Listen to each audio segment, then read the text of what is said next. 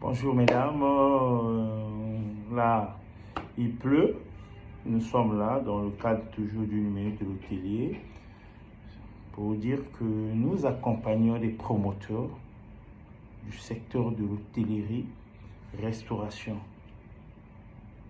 Chaque jour, nous partageons notre temps avec les promoteurs pour les amener à comprendre certaines réalités qui se cachent, que eux souvent ne connaissent pas. Je vais vous donner un exemple. Nous venons de visiter une structure. Nous sommes arrivés à la cuisine. Il fallait regarder. La cuisine a été déjà construite. Nous ne pouvons plus faire les miracles. Nous, notre problème, c'est de donner un peu les avis par rapport à ce que nous avons vu sur le terrain. Nous avons parlé du principe de marche en avant. La cuisine a été construite sans tenir compte du principe de marche en avant. Or, le principe de marche en avant, c'est parmi les principes à respecter obligatoirement en cuisine. Le principe veut dire quoi? Le principe de marche en avant veut dire que les denrées sales et les denrées propres ne doivent pas se rencontrer. C'est-à-dire, si vous construisez votre cuisine, déjà la cuisine et la salle doivent être de plein pied. Maintenant, vous devez avoir deux portes. Il y a une porte, une fois on a préparé à manger, avant d'aller dans la salle, il y a une porte qui amène. Le garçon de salle va dans la salle avec la nourriture. Une fois les clients ont terminé de manger, ça devient des trucs sales. Ça ne doit plus prendre la route ou la voie ou la porte que la nourriture était rentrée dans la salle. Ça doit maintenant changer l'orientation. Ça doit maintenant prendre une autre porte pour faire en sorte que vous allez voir dans les restaurants. Je prenais un peu l'exemple du restaurant de l'hôtel Marina. Ceux-là, ils ont conçu ça par rapport à, ils ont tenu compte de ça. Vous allez voir qu'il y a deux portes. Il y a une porte où ça s'ouvre seulement pour rentrer et il y a l'autre, ça s'ouvre pour rentrer dans la cuisine. Donc, ça fait un peu le sens contraire. C'est ça ce qu'on appelle par le principe de marche en avant. Au niveau des cuisines, nous avons constaté, là où nous avons visité aujourd'hui, nous avons constaté que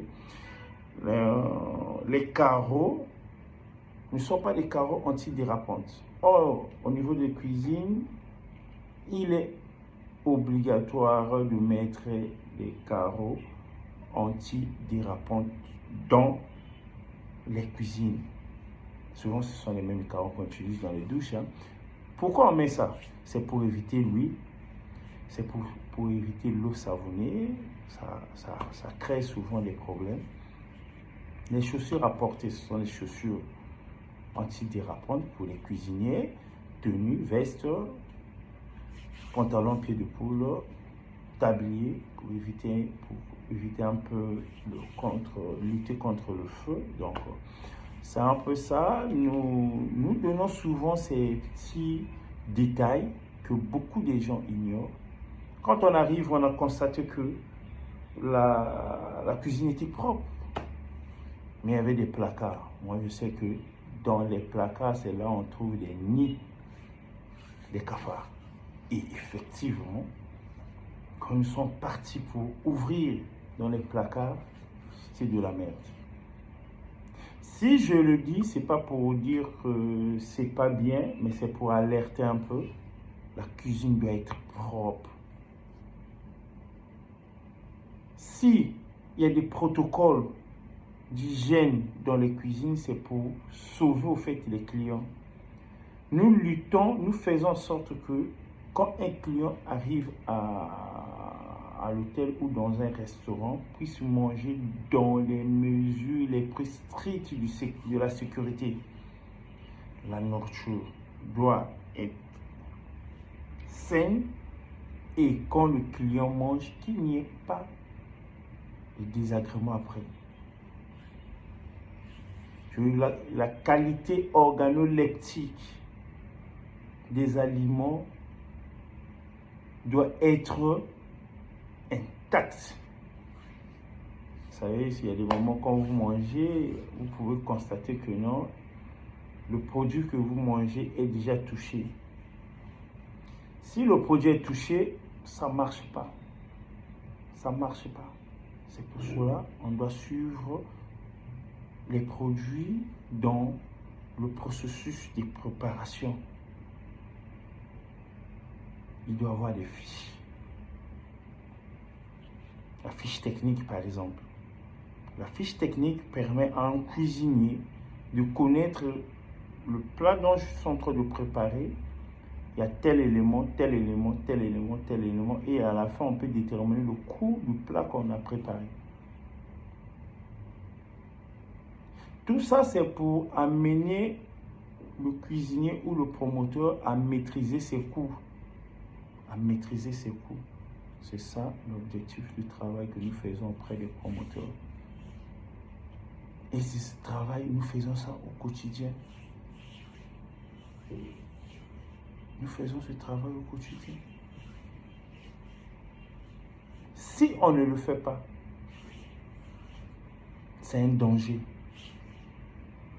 Je prends un peu l'exemple. Hier, quand on était encore enfant, devant des postes de transformateurs de la SNE, il y avait l'indication, on disait danger de mort. Hier, on avait peur de ça. Aujourd'hui, on n'a plus peur.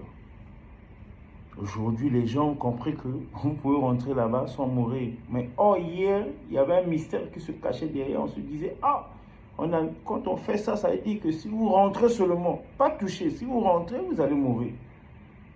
C'est l'idée qu'on nous avait mis quand on était encore enfant. Mais à force d'avancer, on est en train de voir, beaucoup de gens aujourd'hui ne tiennent plus compte de ça. Oh, les symboles là ont des signes. Comme dans la restauration, ça c'était un exemple.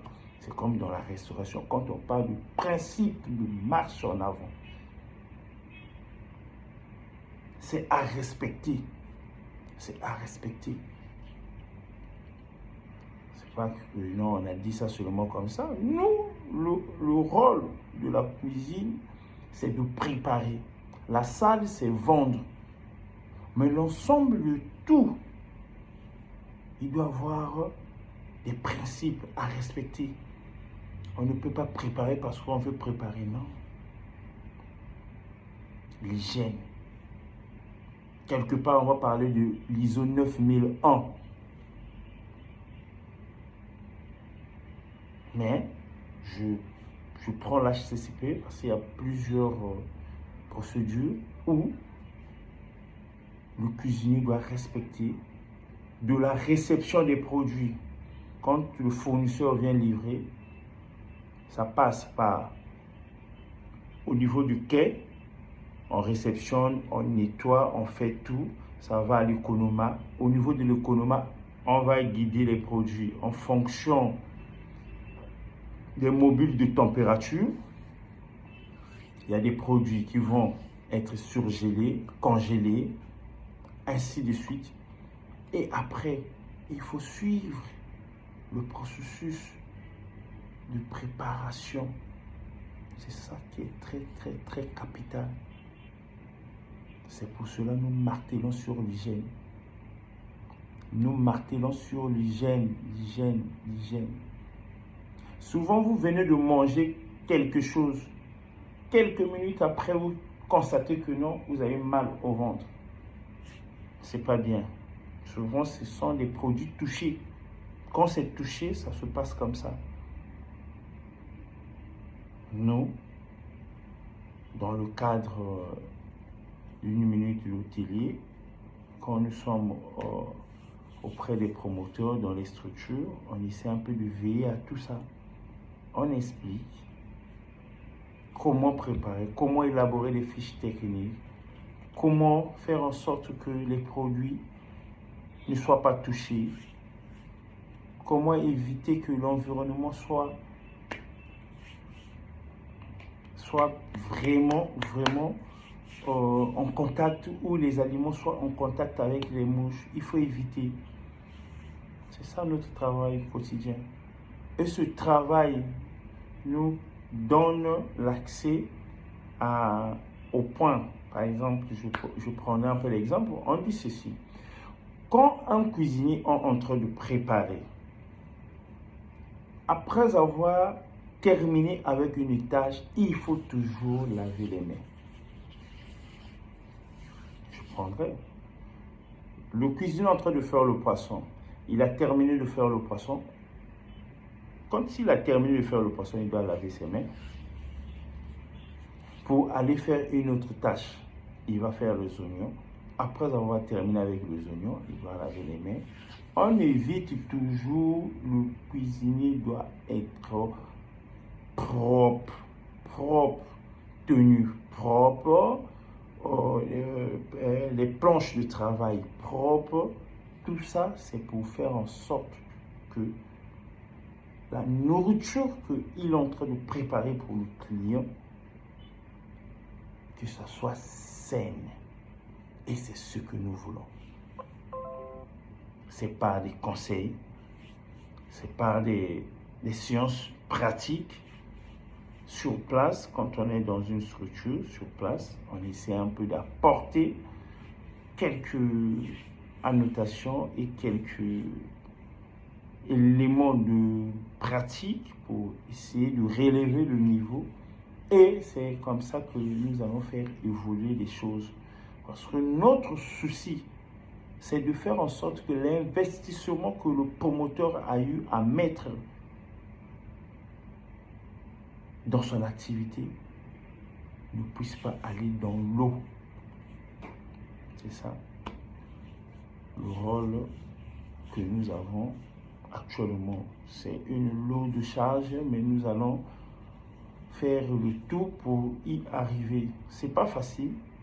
C'est pas facile de convaincre premièrement que la personne vous accepte, que la personne essaie un peu de comprendre ce que vous êtes en train de dire. Souvent, c'est pas facile. Mais nous arrivons à parler, à dire des choses que nous trouvons que ça peut être nécessaire pour changer les choses. Et petit à petit, on va suivre la personne, on va donner les conseils, on essaie un peu de constituer une équipe entre une minute hôtelier et les agents de l'entreprise. On essaie un peu de partager les connaissances pour trouver un canevas où ça va faire en sorte que l'entreprise puisse vivre dans les conditions les plus idéales. C'est le souhait que nous voulons. Merci. J'espère que cela vous a touché. S'il y a des remarques, vous pouvez nous faire toujours des remarques par des messages. Nous sommes disponibles à écouter vos remarques et cela va faire en sorte que nous puissions aller de l'avant. Merci. Bonne journée en ensemble.